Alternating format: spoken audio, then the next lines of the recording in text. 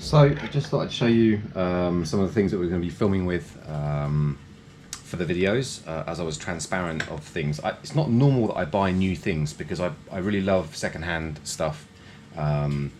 So this is the one thing I did buy brand new. The only reason I bought this brand new, which is the ZHIYUN Crane M2, is that it was reduced from $300 to $130. So for me, in this case, I think it was really, yeah, worth buying basically. So we have the main handheld piece, and then I normally screw on the base, which is the legs.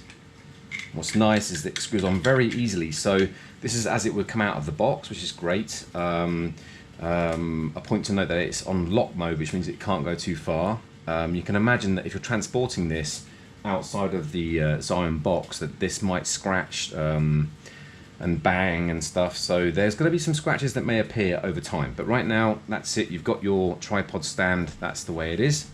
I'm using the Nikon A900 camera, which I absolutely love. I didn't pay a lot of money for this.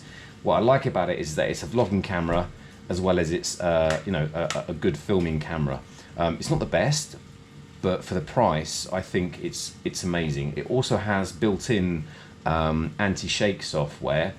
But if you can imagine this thing with its own built-in anti-shake software with the ZHIYUN M2 crane, it's really exceptional. So the next documentary I'm going to make, which is of an old abbey, 1,000 years old, will be made just with this camera and just with this handheld robotic gimbal, I guess you can call it.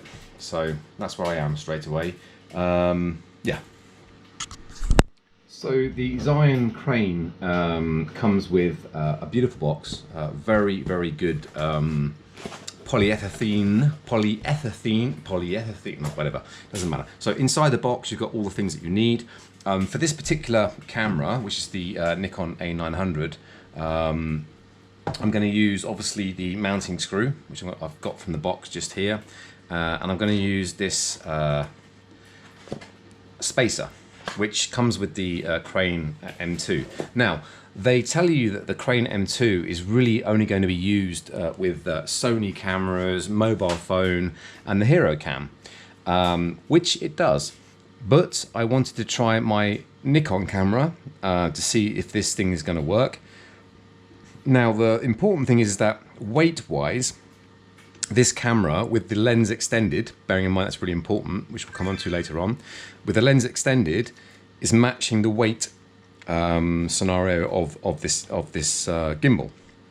But it's not the Sony, and the reason there's a problem is because the screw is mounted right up on the left-hand side of the camera, and they tell you that you can use the Sony camera.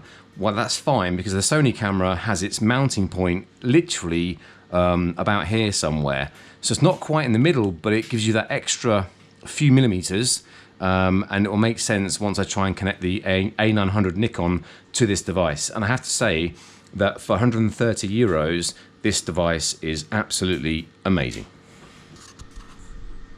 So where this now starts to make sense is that with this camera, of course, with the mounting screw being so far away, I can't use either one or the other because this one's designed for the Hero Cam, for example, weight specific. This one's designed for the Sony. I don't know, either or, it doesn't matter. The question is that when I use this mounting screw, I am right up against this motor arm here. So that's why I guess there's specific cameras that are compatible with the ZHIYUN M2 crane, and that's based on the fact of where you can fix it from underneath. So that's where we are. This camera is not supported on this ZHIYUN Crane M2, but at the price that I paid for it, why not take the investigation and why not make the risk? And I'm going to show you guys that part now. As discussed in the last video, I don't really have a lot of choice. I can only mount the official connector at this point. I don't have any choice of where to connect it, so that's why I have no choice. I'm going to connect it right there using the provided screw. So we get that one there, we stick that, and that's gonna obviously, yeah, I'm doing it one-handed, filming with a, yeah, anyway, doesn't matter. I'm being transparent and honest. So this is the kind of complications you'll go through. Of course, if you're not filming at the same time, it's going to be a lot easier. And it's really important that that screw bites in that hole straight and not at an angle, otherwise you'll cross-thread the screw. Anyway, that's where we are. You see on the front here there's some measurements. Normally it would be very important if you had the compatible Sony camera. I don't. I have a uncompatible Nikon camera.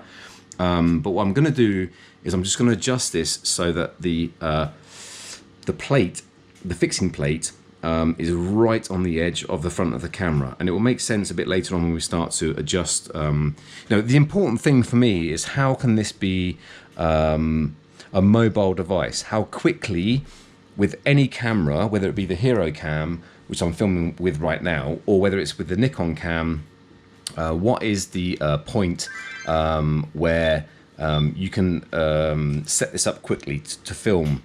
Because, you know, sometimes with filming, you have to film the right moment at the right time, and so for the setup of anything you have has to be super quick, and that's really important. The next thing is that how do we set this up quickly? So if I'm leaving it in this current position, even though the stand is installed, that was super quick. You saw how quickly I screwed it on.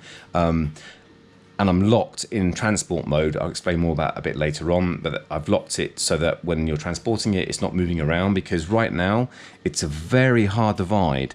This little piece, I don't know if you can see this on the Hero Cam, but this little piece where this finger is here is knocking just on that metal. So it's a very fine divide. Anyway, it doesn't matter. You turn it around, and the important thing is that you have the screen and the record and the menu buttons right in front of you, and then you can pull it out and you can add your camera. Now you see now also it's touching just here, you know, it's knocking on there. So I can see there are some flaws with this device. I can see why people bought it and sent it back. There, it's not working, it doesn't work, I only have one camera. I've watched documentaries online about this device, and yes, it's marketed in a very strange way. But anyway, we know that we can customize anything to work, and that's all part of this video this evening, is because I also love customizing electronics. Although I like to film abandoned buildings, although I'm searching for haunted places and ghosts, which I'll never find, but either way, in between that, I can show you what we're filming with and how we do it in a transparent way. And it's not to be expensive. It can be done on a budget, and that's what I'm trying to show you guys here on YouTube. Here's the important movement. You lift it out, you turn it around, and you put the device on where you think roughly it will be hanging. Now, we know with this camera, it's not going to fit 100%. It's going to stop at a certain point. I'm gripping about 2 millimeters. I have nothing left to give because it's not compatible with this device. So that's it. On the back of that, you have a little clip. So I'm hoping it will clip in, but I'm likely it won't. I'm right up against that motor edge. And the first thing I'm going to do now is just to tighten up that screw so that it's on and hanging there, which it is, and it's a really small divide. So I'm quite nervous when I film with this because I literally have about 3-4 millimeters of connectivity and connection, and that's kind of worrying. Like if you're filming over water, and you'll see in the videos from the Abbey, I'm filming over a waterfall, I'm just scared that thing's going to drop off, which it might do, and it's not clicking in. You know, I'm totally on the limit. So from an adjustment point of view, like I said, we are in good tolerance. The fixing bar, it's a little bit, it's not quite straight, so I'm going to get that straight, and that's also really important. Now, it's dropping away, it's doing its thing, that's fine. How do we now get this working before we turn the camera on? Well, the important thing is that we will turn the camera on because we need the lens to help balance. So before you turn on the ZHIYUN M2, balance the camera and then turn on the M2 and let the motors then work. There's a motor here, there's a motor here. So I guess this is the kind of complicated part. So we've got the camera onto the M2, and we know it's like falling this way, so that's fine. So what we can do now, if it's falling this way, this motor has to take that balance. So we just unclip this one, and we move it until it kind of stays in the middle.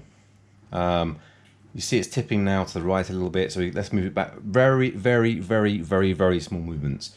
So we're kind of, I don't know what you guys can see, but I think it's dropping still a little bit to the right. So we can make then now it's a smidgen of a movement, and it goes, yeah, okay, fine. So we know it's a smidgen of a movement the opposite direction, which is really hard because I'm doing this in the opposite way with filming.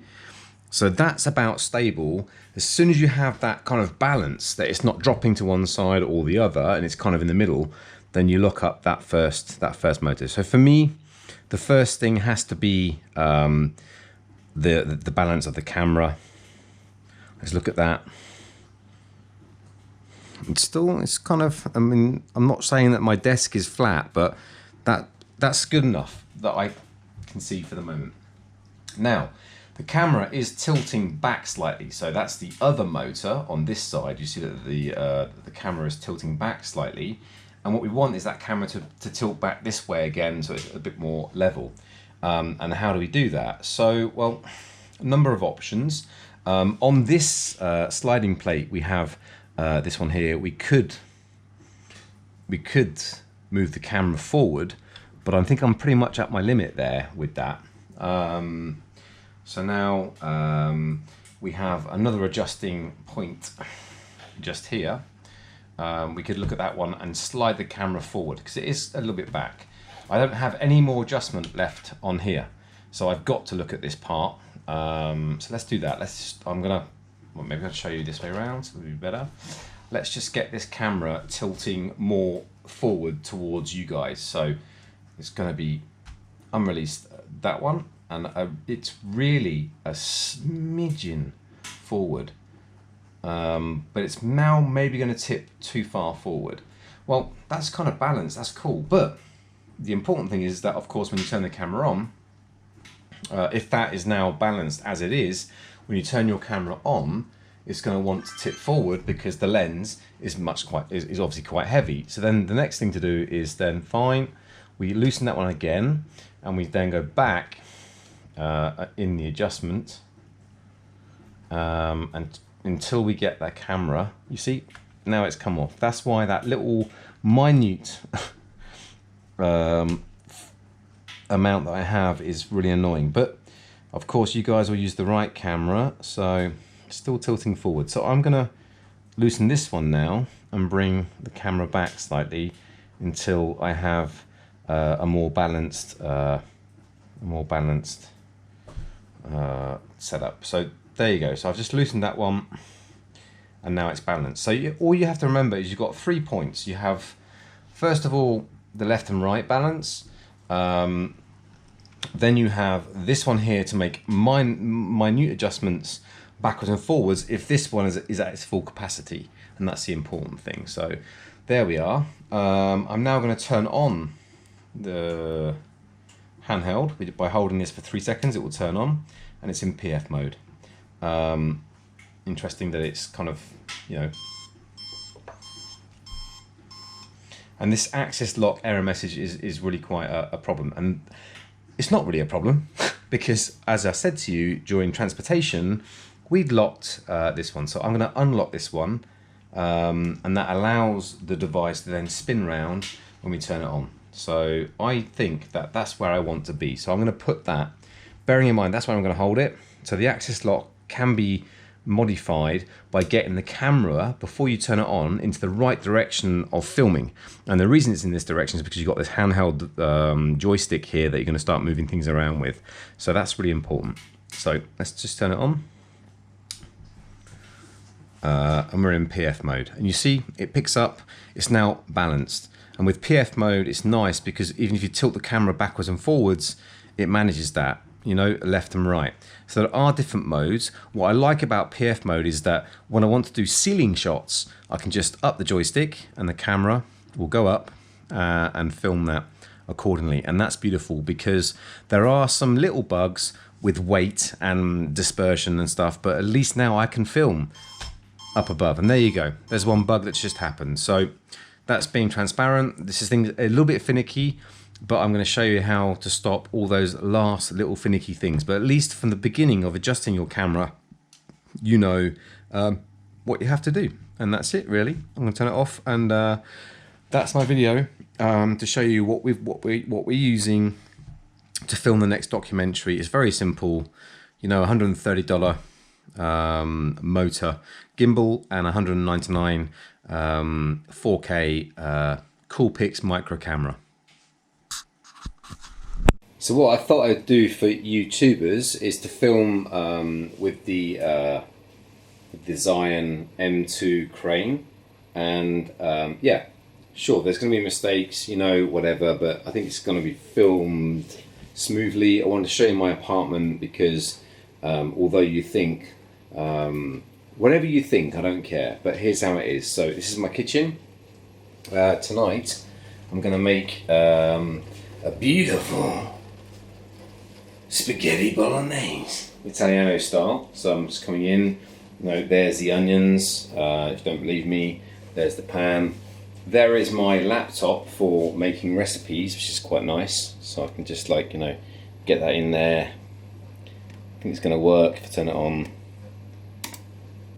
Maybe it's gone flat, who knows. Anyway, old laptop, that's fine. So look, parsley, champignon, moving around, you see I have lots of cables and connections, and the Dolce Gabbana coffee machine, and there is behind this cable a gun, but it's not real, it's fake, it's a prop. That was the air duster that fell down.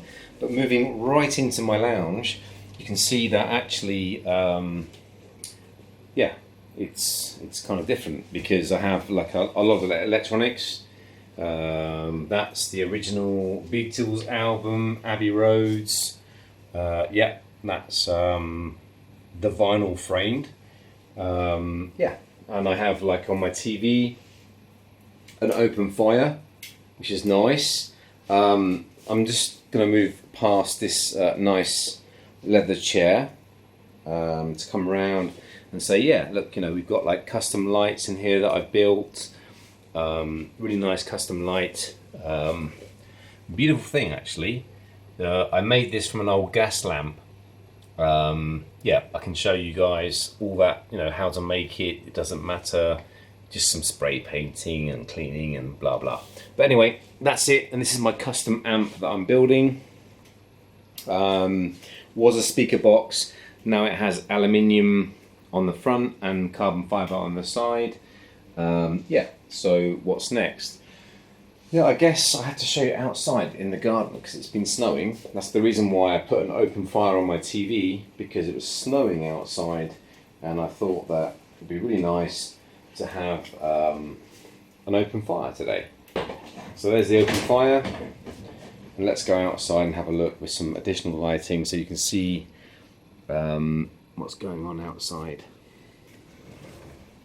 I guess it's snowing. I'm not sure if the detail on my camera can pick up. Yeah, so now you can see the snowdrops reflected. That's nice. And if you come down to look at the snow, the crystallization, it's real, huh? It's very, very real. And that's the great thing about this little handheld device. You see how I'm just moving it around and I have it in this mode. That's it. And if you don't believe me, it's my house. Then I'm going to come back outside the door, and yeah, it's open, man. It's really cold. It's -6 today, -6 degrees, and then you see why the TV open fire is really important.